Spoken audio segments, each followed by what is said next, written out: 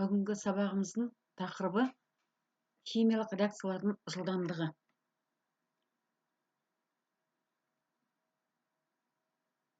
Неліктен оқушылар біз көптеген тағамның түрлерін отқа пісіріп, тозаңытқышта сақтаймыз. Иә, дұрыс айтасыңдар. Кейбір реакциялар жүру үшін біз оған жағдай жасаймыз екен.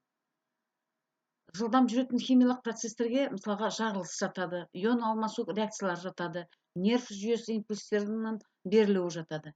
Ал енді баяу жүретін реакцияларға жемірлеу, фотосинтез, ақуыз биосинтезі, тағы да басқалары. Химиялық реакциялардың жылдамдықтарын оларға әсер ететін факторлар және олардың жүру механизмін зерттейтін химияның бөлімін химиялық кинетика деп атайды. Жалпы химиялық кинетиканың негізгі шамаларының бірі бұл реакция жылдамдығы. Жалпы қалай түсінеміз реакция жылдамдығын деген балалар? Иә, дұрыс айтасыңдар. Химиялық реакцияның жылдамдығы деп көлем өзгермеген жағдайда реакцияға қатысатын заттардың біреуінің концентрациясының белгілі бір уақытта бірлігінде өзгеруін айтады. Жалпы реакциялар барлығы бірдей емес. Реакция жаңағы әрекеттесуші заттардың байланысты гомогенді және гетерогенді реакцияларға бөлінеді. Гомогенді реакциялар дегеніміз не ол? Гомогенді реакция жылдамдығы деп жүйенің белгілі бір көлемінде уақыт бірлігінің ішінде реакция кезінде түзілетін заттың мөлшерін айтады.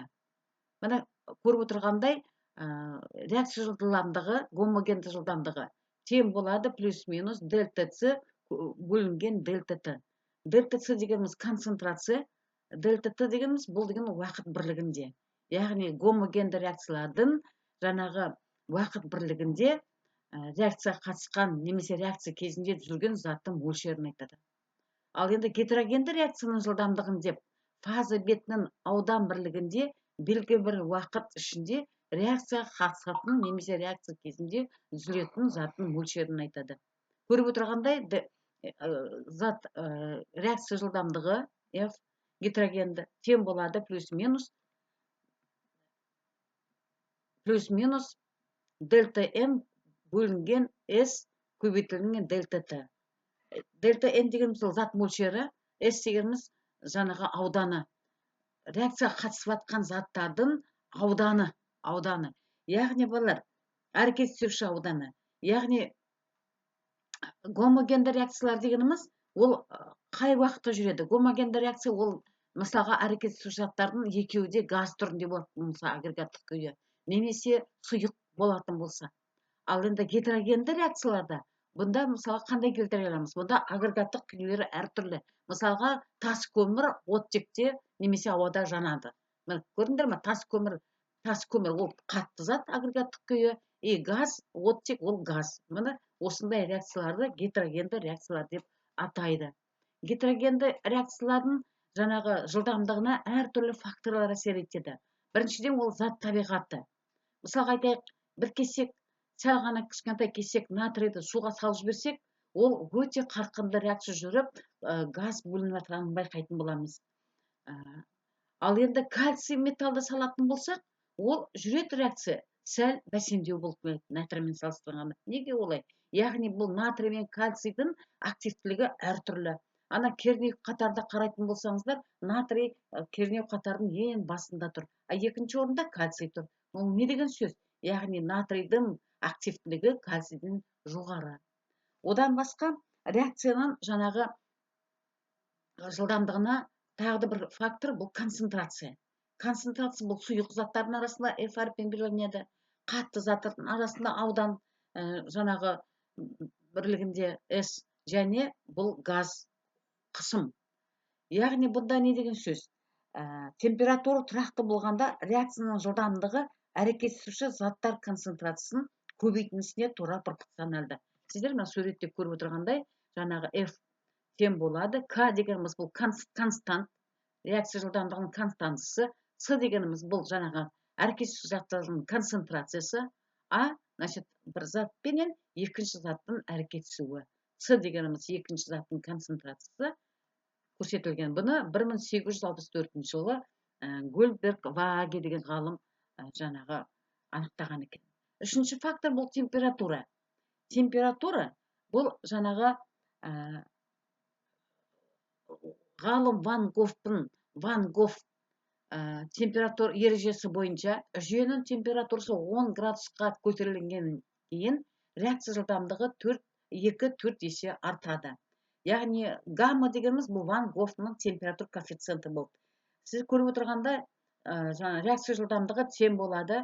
Жаңа реакция температура коэффициенті көбейтілген дельта Т бөлінген 10. 10 дегеніміз жаңағы әрбір жүйенің температура 10 градусқа арттырғанда уақыт бірлігінде коэффициенті жаңағы реакция жылдамдығын неше есе көбейтілетінін соны көрсетеді. Одан басқа фактордың бірі бұл катализатор. Химиялық реакцияның жылдамдығын өзгерте алатын, бірақ реакция өнімдерінің құрамына кірмейтін заттарды катализатор деп атайды. Химиялық реакцияның жылдамдығын тездететін, бірақ реакция соңына жұмсалмай қалатын затты өршіткі немесе катализатор деп атайды жаңағындай.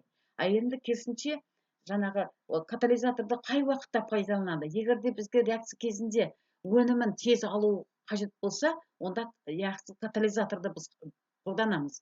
Мысалға айтайық, тамақты тез пісіру үшін біз оны газға қойып температурды көбейтеміз. Солай ма? Міне жағдай жасаймыз екен.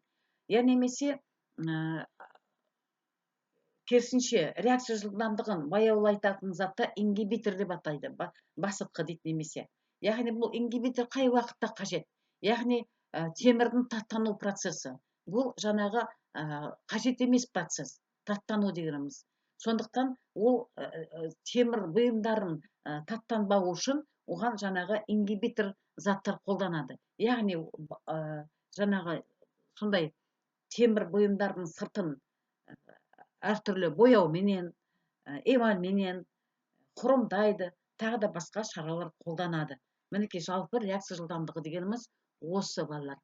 Енді сіздер мына суретті көріп отырғандай, реакция жылдамдығын жаңағы қорыта келгенде, сіз сурет көріп отырсыңдар. Реакция концентрация жаңағы әрекетші заттардың концентрациясы қай уақытта тез реакция жүреді? Егер де концентрация оттектің, мысалы көріп отырсыңдар, ауаны алатын болсақ, бір зат ауада жанып жатқанда, ауаның құрамында оттектің 21% бар болғаны. Егер де біз жаңағы тек қана оттекті алатын болсақ, таза оттек, сонда реакция қай уақытта тез жүреді? Жаңағы ауада тез жүре ме, немесе оттекте тез жүре ме? Таза оттекте. Мына суретте көріп отырғандай, шынында таза оттек бар жерде жаңағы оттек қарқынды жүріп жатқанын байқаймыз. Себебі бұл оттек таза 100%, онда кедергі келтіретін заттар жоқ. Ауаның құрамында бар болған 21%. Қалғандары жаңағы басқа газдар. Сол азот бар, сутек бар, көмірқышқыл газ бар. Солар жаңағы реакция жүруіне, жылдамдығына кері әсер тигізеді. Температура. Сіздер мына шынында көріп отырғандай, қай шыныда реакция қарқынды жүріп отырған? Иә, дұрыс айтасыңдар. Екінші шыныда реакция тез жүріп отырған. Себебі екінші шыныда температура өте жоғары. Температура неғұрлым жоғары болса, әрекеттесуші заттардың атомдары, молекулалары бір-бірімен қатты жаңағы соқтығысады, реакция тез жүреді. Үшінші суретте сіздер катализатордың қатысуын қарап отырсыңдар. Катализатор реакция жылдамдығын арттырады. Яғни энергия активация дейді. Активация дегеніміз энергия қосымша көп беріледі. Жаңағы атомдар, молекулалар тез соғысады бір-бірімен, катализатордың әсерінен реакция өнімдерін тез біз алатын боламыз. Мінекей жалпы балалар, бүгінгі біздің тақырыбымыз химиялық реакциялар жылдамдығы. Рахмет.